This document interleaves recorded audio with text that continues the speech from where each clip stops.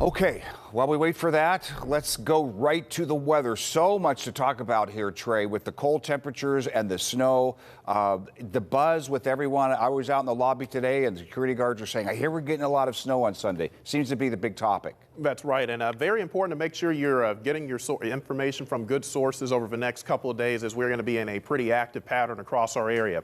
It begins this afternoon with rain and snow mix, fairly light stuff. Our temperatures for the next couple of hours hover around freezing with the initial push of rain and snow moving in, and then we should work our way back into the mid-30s later this evening. 37 your high temperature later this afternoon, with those precipitation chances remaining around 40 to 60%. We've got snow showers right now falling across the Pittsburgh metro, south into Washington and Greene counties, also north of 422 up toward I-80 as well.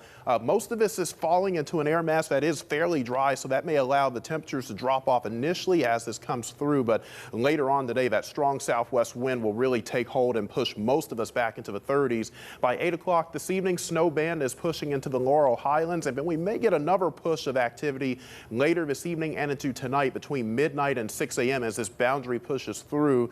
Tomorrow morning, our temperatures start out in the upper 20s to near 30, and then we'll gradually see some clearing as the afternoon progresses. Still a pretty mild day compared to where we've been as of late, with temperatures in the lower 30s, and then our temperatures will start to fall back into the lower 20s coming up Thursday evening and tonight. So through tonight, not expecting a whole lot in the way of snow accumulation out of the system. 1 to 2 inches up along the I-80 corridor and into the Laurel Highlands, where we have a winter weather advisory. But as those temperatures really warm up, that's going to make it hard for us to get much in the way of new snow accumulation.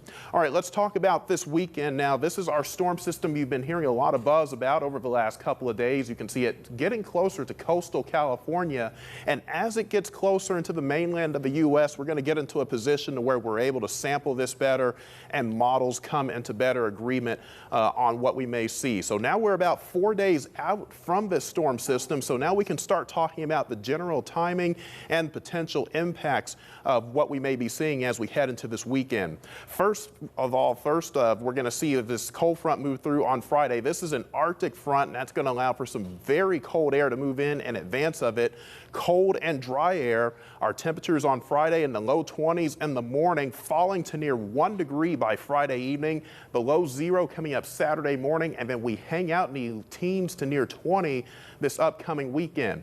Now, the big shift we've seen in the model guidance today over the last 24 to 36 hours is that now this system is starting to trend a little bit farther north with the track of its surface low pressure, and this high pressure is also moving northeast, which is going to allow for us to potentially get in on some more significant snow Saturday night, beginning late Saturday night into Sunday.